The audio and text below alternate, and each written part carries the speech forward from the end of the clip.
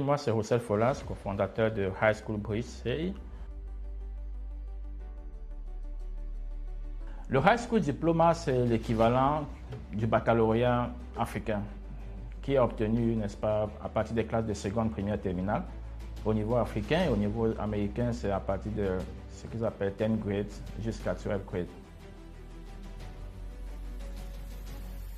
Le High School Bridge programme, c'est un programme qui commence par l'admission, qui est divisé en quelques étapes, commençant par la préinscription, après un examen en anglais et mathématiques, et puis une phase d'interview pour déterminer de la motivation, de l'engagement, de la détermination de l'enfant. Une fois que ces deux étapes sont traversées, l'étudiant est officiellement admis au High School Bridge CE.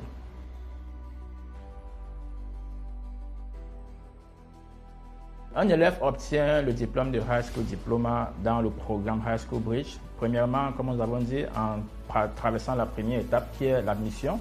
Après l'admission, l'élève est censé suivre le programme tel que prescrit par l'école et tel que supporté par tous les encadreurs.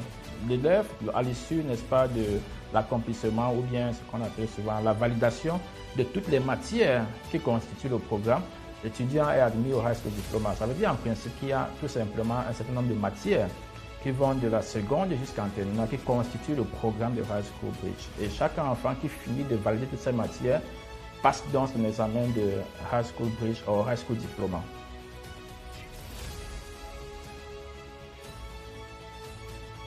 L'accompagnement que nous proposons est à plusieurs niveaux. Le premier niveau, c'est au niveau, n'est-ce pas, didactique. C'est vrai, nous avons un système qui est online, 100%. Ça veut dire que tout enfant où qui se trouve en Afrique peut accéder au programme.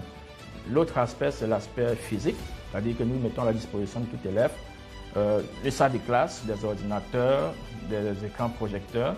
Ça, c'est le premier plan sur le plan, n'est-ce pas, didactique.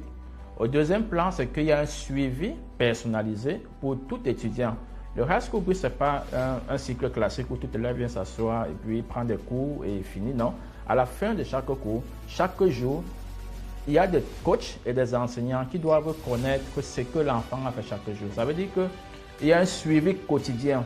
Et le suivi quotidien n'est pas seulement pour ça, vous demander ce que l'enfant a fait, mais aussi la possibilité de permettre à l'enfant de contacter tous les enseignants à toute heure.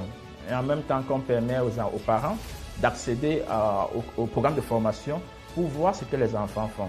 Donc, le premier plan, c'est l'aspect infrastructurel. Les ordinateurs, ce que j'ai oublié, c'est qu'un enfant qui n'a pas de moyens physiques de pouvoir suivre la formation électroniquement, le High School Bridge se propose de leur mettre à leur disposition des ordinateurs pour se former.